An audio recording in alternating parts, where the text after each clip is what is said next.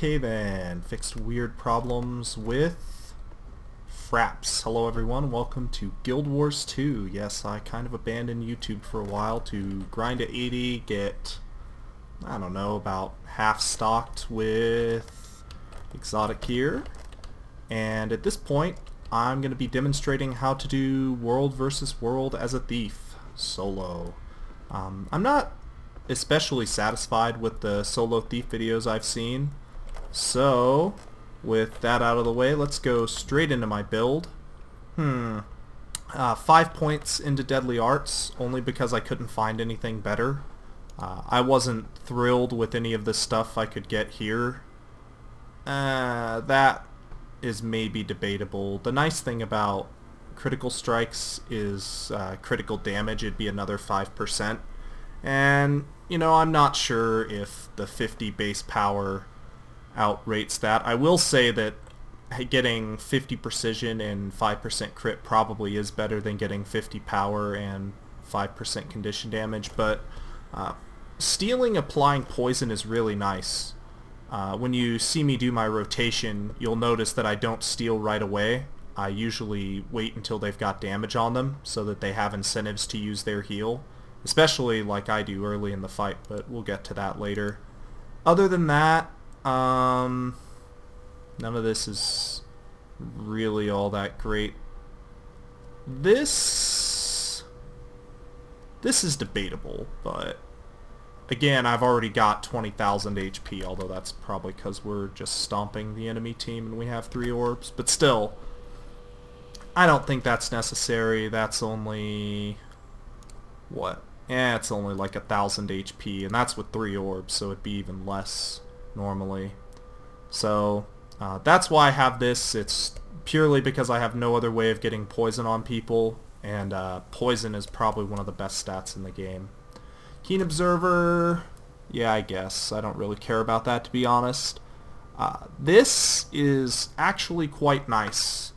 This combined with this down here gives us basically Fury for the whole fight. 10 seconds of Fury when they hit 50%, and then another 10 every time you try and steal. That's more Fury than you need. If the fight goes longer, you're probably winning because you can be more mobile as a thief. So just keep that in mind. This, however, is absolutely amazing. 20% chance to gain an initiative when you crit. This will keep you spamming forever. It is significantly better, I found, than, was it in here? Oh no, I think it's this one. Yeah. 2 initiative every 10 seconds. You get that way faster with Opportunist. And I already discussed that. Oh, hello, cat. Let's see. Last Refuge. This is nice to help you get away when you are like 1v1 or 2v2 and then another person adds and puts that last straw on the camel's back. Sometimes this just lets you get away for free on like 100 HP, so it's pretty awesome. Master of Deception, the main reason I went to 10 points in Shadow Arts. I have 2 deceptions on my hotbar, so I get really good value out of that. And the extra toughness helps, the extra healing power. I'll be completely honest, I think healing power is a totally bogus skill that does nothing. Healing by 100 more, like assuming this even gives me 100 extra healing and withdrawal. Healing 100, 20,596 is completely inconsequential most of the time, so I don't care about that. I could have put this over here. There is some benefit to that because of the way Shadow Refuge works, and I'll explain that in more detail momentarily, but again, I think the poison is more worthwhile.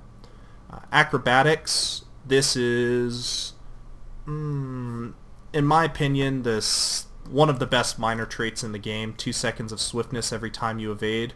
You can evade nearly constantly as a thief. Vigorous Recovery, gain vigor upon healing. Nobody takes this in any build that I've ever seen, but combined with Withdrawal, on a 15-second cooldown, that means I think it's about an 8-second vigor. So you have vigor almost always, and combined with the minor trait Feline Grace, Your endurance regen combined with this roll gives you infinite rolling and basically infinite sprinting. So it's pretty amazing. This skill is something I've been testing out recently. It's alright. It heals... Oh god, this bug. So for whatever reason, recently I think only in the bottom left border, you teleport outside. And I don't know why, but it pisses me right off. Anyways, that derailed the hell out of me. But it's pretty good. It's about 100 per initiative, so Pistol Whip is about a 500 heal. But like I said, you're gaining tons of initiative over time, so it's a pretty significant heal over the course of battle. Probably 3,000 or 4,000 healing over time, so it's definitely worth it. In Trickery, Kleptomaniac, I'll take it. It's not the worst minor trait. That's probably... probably that one, actually. This one's pretty bad too, though. And that one's actually not bad. But, yeah, I'll take 3 initiative. Thrill of the Crime, Fury, Might, and Swiftness when you steal. I think, well, let's see what my steal cooldown is. It's 37 seconds right now, so that's pretty good. Combined with all the other stuff, it's pretty effective. And allies get that too, which is important. Maximum initiative by 3 is awesome. It makes everything better. For starters, it lets you do 3 pistol whips assuming 0 initiative regen. You don't have to regen those 2 points of initiative to do the third one. And really it's going to let you do 4 or 5 because of opportunist procs. And finally, Bountiful Theft grants nearby allies and you vigor, and you can also steal 2 boons from whatever you're stealing from. This is another reason that I tend not to use steal right away. Oh wow, well that field is dropping my FPS a bit. But that's pretty much that. As far as gear goes, I don't have any runes right now because I am broke. I want to get runes of divinity for everything. I'll just show that really quickly. So you know, I can just type divinity. And Superior Rune of Divinity. They're about 2 gold each right now. Also, you can't find them anywhere. None of them are for sale. But, what? Why? Oh, that's the bad version of the rune. Yeah, you can't stack these, so you can't buy 3 of the minor runes and then like use, or 6 of them and use 3 sets of them. It doesn't work like that, unfortunately. It will give you no bonus. But 10 to all stats and 10% more crit damage, pretty good. 63% crit damage is where I'm at now, so 73% with that. Maybe slightly less because some of this stuff is giving me crit damage. At the moment, I need 2 more exotic pieces of armor. Obviously, I'm getting the pants next first. It's about 2.5 gold. But these things I've geared very, very carefully. So, power, toughness, vitality on the hat, the boots, and the gloves. Gives you staying power and just extra raw damage on your hits. It's pretty handy. The toughness and vitality are important. I think by the end of all of this, I'm going to end up right around where I'm at now, about 2100 armor or so base. Maybe a little bit higher, maybe like 2200, because I'm going to get a bunch of extra from the runes of divinity and from the added defense. I think it's slightly more than 200 for exotic versus, what is it, masterwork? Yeah, masterwork. With the rest of the pieces on the armor, it's all going to be, this is going to be changed to a berserker's emblazoned, I guess, pauldrons of the rain, pauldrons. So this will become, at some point, power, precision, critical damage, power, precision, critical damage. And then over here, The amulet, power, precision, crit damage, but all of the other pieces are going to be power, vitality, critical damage. This should set me up to be tanky enough, but still have around 70 to 80% critical damage, and that's all I really need, honestly. Still haven't decided on sigils yet. It's probably going to be something that procs on crit, but, well, I'll cross that bridge when I have a full set of armor, because I think the bonuses from the armor are more relevant than the sigils. Some of this stuff is just sigils that I've found. Yeah, that's okay, I guess. But I think this only procs on pistol attacks, and since there is exactly one of those that does damage... Oh no, I didn't know black powder did damage. Well, learn something new every day. But that's my basic build, and following shortly is going to be me pretty much running around trying to remember to hit the record button when I go into combat. So hopefully I see you guys soon, and just a sec. Alright, this is a little bit out of sequence for me, but through the magic of video editing, these things will show up in the correct place. I'm going to discuss the other aspects of my build other than my traits, because I kind of skipped it when I first went running out. But it boils down to this, and I had that on doing jumps. But right now I am sword pistol with the short bow.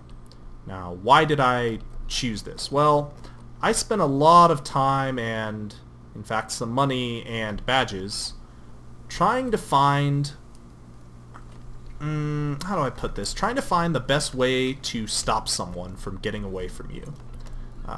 I tried sword pistol initially because Infiltrator Strike seemed good to me, and I wanted to continue along that line of reasoning. I had problems with it, especially because I started picking this up with my Karma, and these do a lot of condition damage, but they're not very good in my opinion. The main reason is the lack of synergy between precision and condition damage, and this is the stuff you get from the Karma vendors in... Ooh, which one was that? I want to say this is at the Iraq Karma vendor, but don't quote me on that. When using Dagger, what I found out the most is that Dancing Dagger is awesome. This thing does so much damage, guys, especially against two targets. It makes anybody with a pet basically free, because at, what is it, 4 initiative? Yeah, so 4 initiative, odds are you're going to gain a bonus initiative just from your critting against them or their pets, maybe 2, and you get about 5 daggers off doing, I don't know, average of 2,500 damage, so pretty bonkers.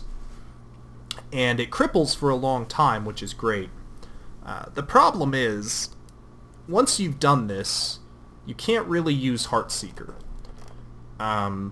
Death Blossom, we're not a condition build, so it's irrelevant. I never really used this skill. Maybe I should more, but I never really used it because I don't like how stealth only lasts, what, 3 seconds most of the time? Yeah.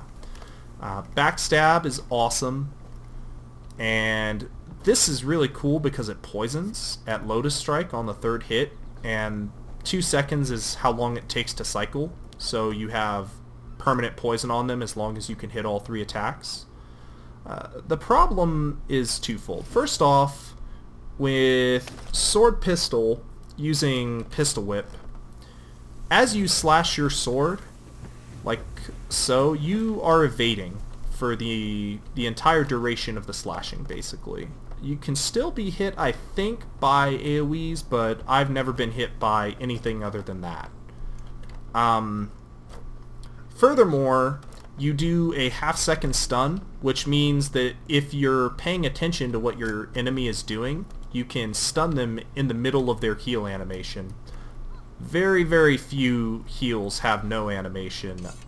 This one actually, I think, has no heal animation, but... Oh, nope, that one does too now. I could have sworn it didn't. But at any rate, Almost everything has a cast time on the heal, and you can interrupt that. Other things you can interrupt include Dagger Storm.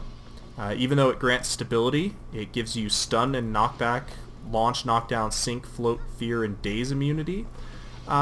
It interrupts it anyways. It does not seem to care, which makes me wonder if this actually gives you stability. It says it does, but I've been knocked out of it before, and I've knocked other people out of it, so I'm not sure I fully believe that.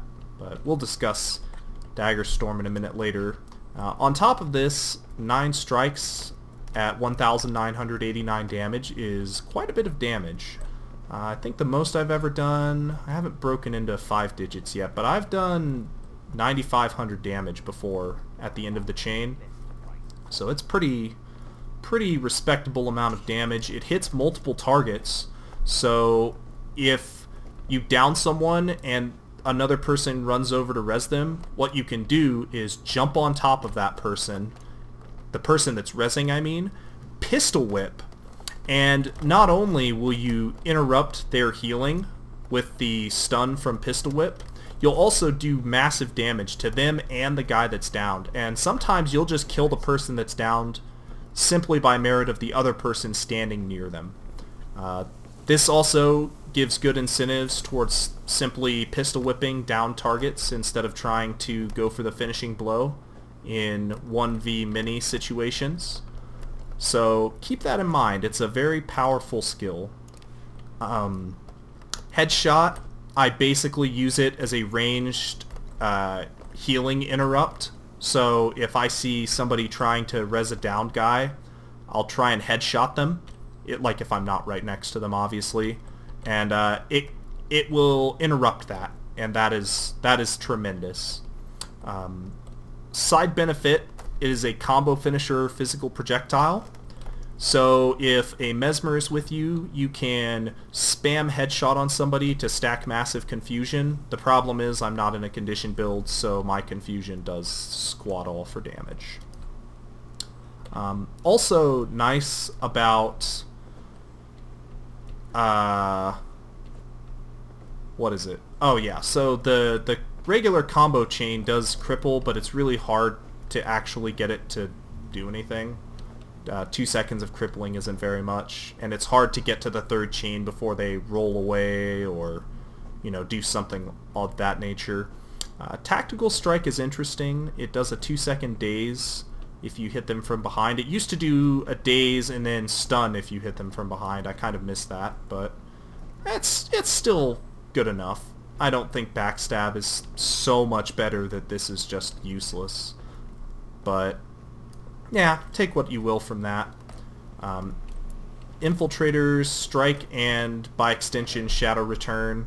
The Shadow Return mechanics are a little buggy. I'll demonstrate that as I'm leaving with Shadow Step, but basically this one thing you can do with this is spam an Immobilize. For 5 initiative you get 1 second of immobilization, and you can, if you've got other teammates and you just need to stop that person from moving, you can literally just spam this over and over again, and there's nothing they can do about it. Although I recommend stealing as the initial Shadow Step and then spamming Shadows, Infiltrator, Strike, and Shadow Return over and over, just to make sure that they stay immobilized and they don't use some kind of stun break to get away.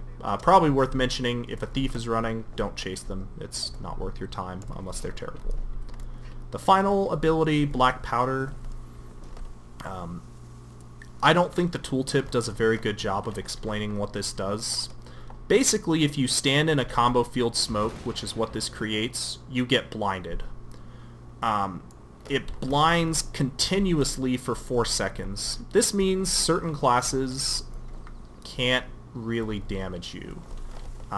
Specifically, Guardians have a pretty hard time with this since most of them use greatswords. Warriors, sort of. The problem is it only applies 1 stack of blindness a second, so if they use 100 blades, they'll miss 1 hit and then basically go to town on you. If they try and eviscerate you with their axe, though, it's probably worth mentioning that if they go through your combo field smoke, they'll be blinded and they'll just miss. I don't use it too often against players, but it does have niche uses. It's also really good against a lot of people who you down. You can drop black powder and finish them. It's probably what I should have done at jumps if you feel like watching that bonus episode.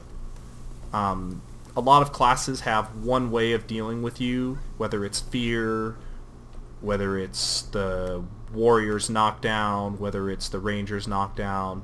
You know, all these classes have one way of dealing with you and nothing else. I don't know if it works on the Guardian bubble, but it'd be sure nice if it did, wouldn't it? As far as healing skills, withdrawal, the main thing that gets me killed is being immobilized, so being able to break immobilization is awesome.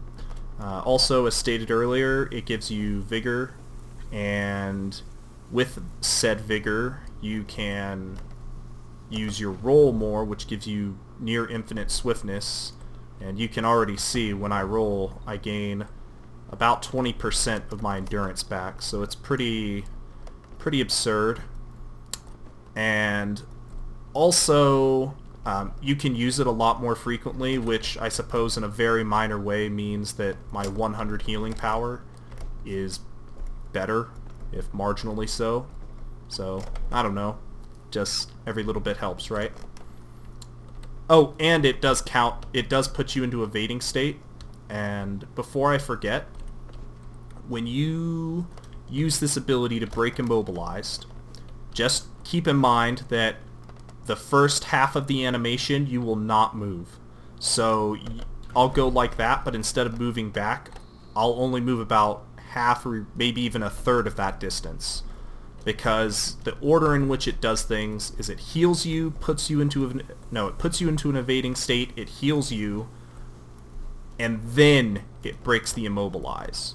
So there's sort of a weird aspect of that that's also true in Roll for Initiative. I'm pretty sure these are just the same, like they literally copied and pasted the code for these from one to the other, and then they just changed the effects that they do. But keep that in mind. If you're immobilized, you don't just have to get away a little bit. You don't get this like double or triple length roll. You only get like a normal roll distance. Maybe double a normal roll distance backwards. Yeah, so do keep that in mind. It can and will get you killed. Signet of Shadows I've discussed briefly. Basically never activate it ever, because yeah, just don't activate it. All you want is the run speed, I promise. Shadow Return, the skill that nobody uses even though it's busted as hell. So, what can Shadow Return do in terms of breaking stun? Well, let's say you a warrior, I hate you. Let's say this Guardian runs over and knocks you on your ass. You can Shadow Return to over here, and he'll be spinning around doing no damage to you. This is also true for warriors, rangers, pretty much everybody, actually. Oh, I didn't get to it quickly enough. When you use Shadow Return, you return to your starting location, which also breaks stun. Now, basically what this means is when you use Shadow Step, sometimes people who were going to use an Immobilize on you will now retarget you and immobilize you. You can Shadow Return back and peel off, well, immobilize, but all kinds of conditions. So if somebody hits you with like 20 stacks of bleeding out of nowhere, you can just pop back and be fine. Also, it's got 1200 range, so against other thieves, the only class that has any chance at all of catching up with you and stopping you, since most don't run this, you have a tremendous advantage in mobility. The 40-second cooldown, of course, comes from this trait. To be honest, I care about the Shadow Return and Shadow Step cooldowns much more than I care about Shadow Refuge. I only use Shadow Refuge because it's slightly broken, which I guess I can just discuss right now. Shadow Refuge creates a pulsing refuge at the target area that heals allies and cloaks them in stealth. Okay, well, first off, about half the time the heal doesn't trigger. I don't know why it doesn't trigger, but it doesn't.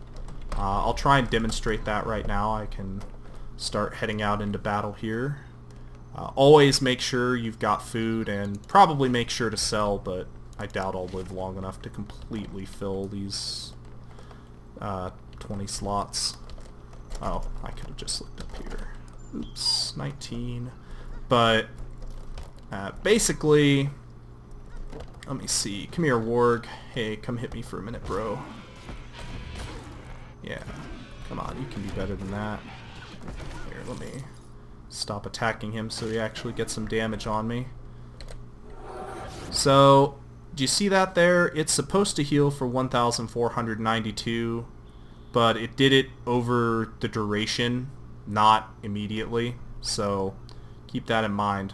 The thing you need to know about Shadow Refuge, though, is that it lasts too long. It's supposed to only make you invisible for 3 seconds, and the field is only supposed to last for 3 seconds, but... Kitty, stop that. Just a sec. Sorry, my cat was trying to use my roommate's flat screen monitor as something to jump up, which is completely unacceptable. But, when you stand in here, instead of giving you 3 seconds of stealth, it gives you 3 seconds of stealth per second that Shadow Refuge exists. This is the main argument I would be willing to accept for taking Meld with Shadows, because it just gives you better stealth duration. But I don't think that's really worth it. As far as the elite skill goes, it's the only skill which grants a thief stability, so that's why I choose to use that one over any of the others. It's worth mentioning, however, that when I kill Harpy, I switch to Thieves Guild, and the reason for that is because Harpy is kind of weird. It's a very unusual encounter. The main problem is she knocks you on your ass, and her little Harpy minions are DPSing you constantly, unlike these wargs, which do basically no damage. So that's my primary motivation behind that. Try and demonstrate Shadow Refuge here. And as you can see, I have about 10 seconds of stealth. So that's pretty nice. Also, if you can drop a Shadow Refuge right when you go down, you are invisible long enough to completely heal yourself. And most of the time, people are starting to become more aware of how that skill specifically works. And so they'll try and just go swinging randomly into the field. The problem they have is that they get no feedback when they get a successful hit. And as a consequence, you can use your second downed ability to transfer to the other side of the Shadow Refuge where hopefully no one's attacking. Occasionally you'll meet a group of players smart enough to, well, kill you, basically. But, not as often as you'd think. I don't know why this is captured. How unusual. Oh. Always check before you try and solo a camp to make sure this isn't on, because he's just invincible right there. But, despite this being captured, I don't mind. It's free karma and money. Mostly money at this point. I don't know what I'm gonna do with my karma. Faster! Maybe there's some cool thing I can buy. Karma Miser title.